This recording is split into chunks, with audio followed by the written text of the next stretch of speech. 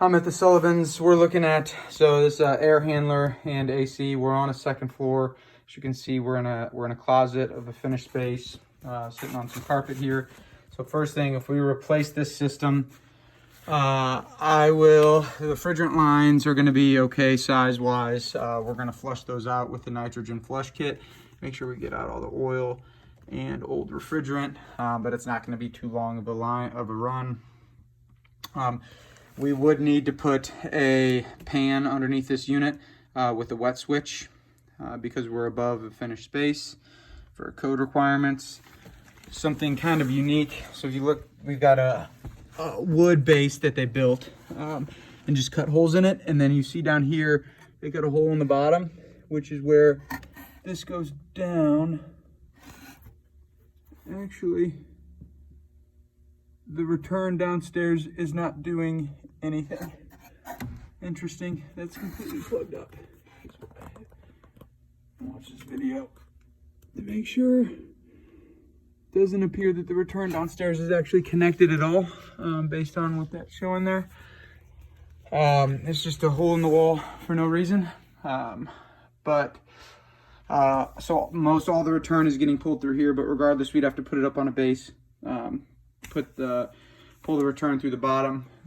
They've got it louvered up here above so the air can pull back through and down. It's gonna have an electric heat kit.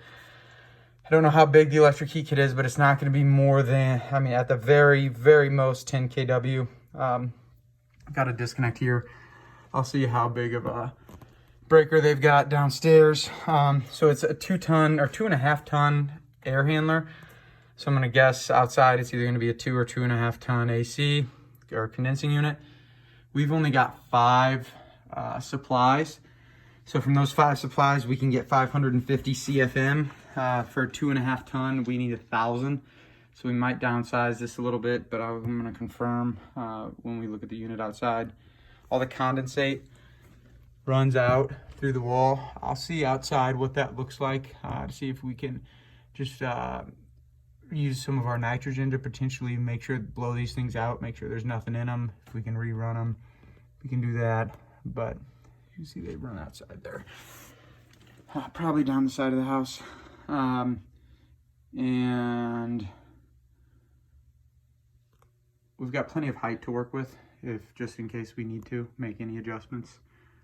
But I've got the measurement of our total height here. Oh, and we do have to come through finished space.